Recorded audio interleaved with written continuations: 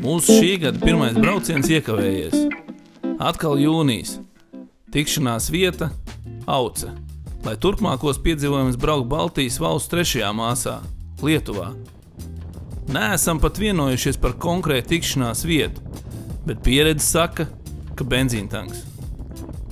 Ierodos ar nokavējumu, jo Teneres mazās bākas tilpums liek man piedomāt par braukšanas stilu.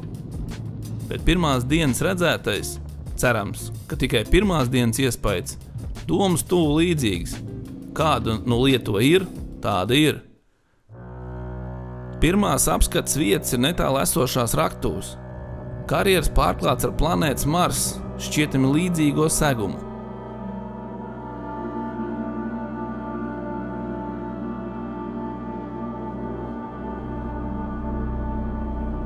Mūsu ceļš tālāk ved uz cilvēku cerību, bet mūsu skatījumā ciešanu kalnu, Krusta kalnu.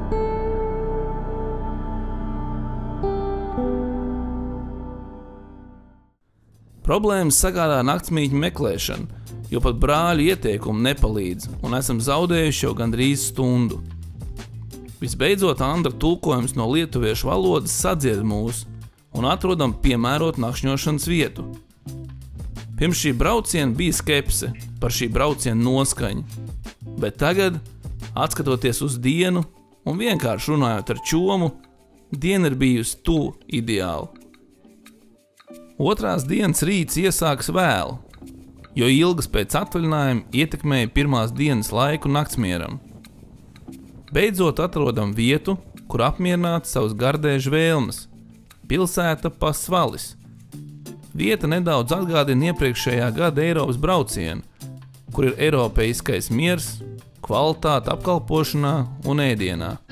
Pulkstens jau tuvu 1 un laižam uz Kirkilu ezeriem un tā observatorijas torņa. Vieta, ko finansē ERAF, un kā izrādās, ir piedalījušies arī Latvijas būvnieki. Izskatās gan iespaidīgi, lai tur uzturēties ilgāk.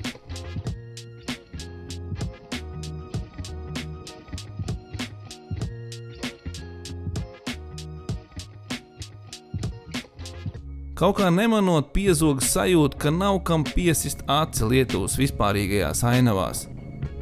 Un savu garlaicību veldzējam ar akrobātiskiem priekšnesumiem, lecot pa granteni uz sajūtām 10 metru tālu, bet realitātē varbūt 5. Tiek izmēģināts pat ratā brauciens, lai piedod man Armands no Vīlī Latvija, bet balans punkts garās ziemas laikā ir izbalansējies. Kā dienas otrā apskats vieta – koka pārgājiena taka, kas ir iepriecinošs objekts Lietuvas kopējā turisma piesaistīšanas pasākumam, bet tomēr nepārliecina. Trešo dienu iesākam ļoti mundri, neskatoties uz to, ka vakar tika pievarēts Koskenkoru šnabīts apjomā 1 litrs. Smagi dziļā turistiņā apmeklējam Lietuvas kosmosa muzeju, kur dronācijam atkal ļauts izskrieties līdz gida vadītai ekskursijai. Bija forši, bet uz daudziem pieņemiem balstīts, tāpēc ejot pēc atvaļinājuma sajūtas, dodamies uz sev tīkamu vietu pusdienot. Terase, svaigs gaiss, moči acu skatiena attālumā un cepelīni. Brauciena laikā iemūžinām daļu no Lietuvas tetu, lai moto braukšana arī kaut kur parādās. Apskats objektu šodien tieši un precīzi. 1.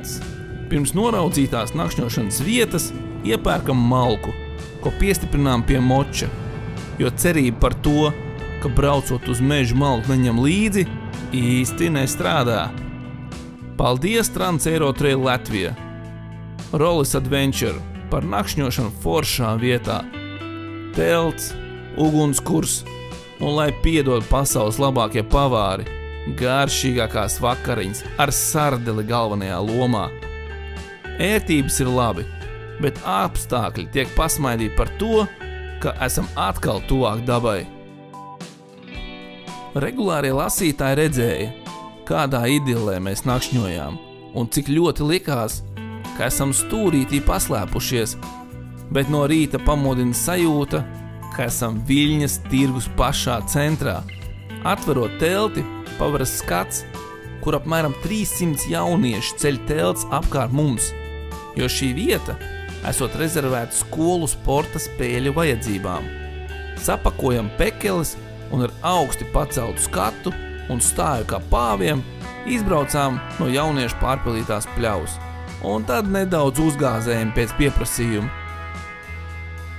Mūsu šīs dienas pirmais apskats objekts ir atkal cilvēku radīts brīnums, kurš tomēr izskatās gan ievērīgs, jo ir 55 metrus augsts, kā arī man, kā stiprinājumu vairumtirgotājiem, rodas domas, kā piesaistīt Eiropas fondu būvniecības objektam, kur mezglos ir tik daudz skrūvju kā jūras sūdi. Turpmāk ceļš ved uz grūto parku Lietuvas dienvidos. Liels prieks, ka muzejā savāktie padomu mēsli ir 100% izmantoti. Savāc visus gružus, un kādam par to ir prieks. Arī mums par parku ir neviltots prieks, jo atrodam Liepājas parka bērnu atrakcijas, šūpols, kā izrādās arī Meža parka, un noteikti arī citu padomijas reģionu, kas diezgan atgādina kādu šausmu filmas sižetu par pamesto Černobiļas likstas vietu un to esošajiem briesmoņiem. Motobrauciens nav tikai priekšā braucošā biedra putekļa rīšana vai dubļu spole sejā. Motobrauciens ir arī atvaļinājums. Lietuva ir diezgan garlaicīga, bet mēs tai dodam iespēju, jo pieredze mums ļauj atrast piedzīvojums ik uz kilometru. Sākotnēji fortus baudam esot virs zemes, bet pamatojoties uz brāļa ieteikumiem, nopērkam biļetes un esam jau zem zemes. Atkal vēsturiski smagā vietā, bet tāda ir vēsture. Bunkuru un ieslodzījumu telpas redzot, it īpaši sodāmo betonu pajumti. Saprotam, kādā idilē dzīvojam un ka žēloties par kaut ko nevajadzētu būt pieņemami.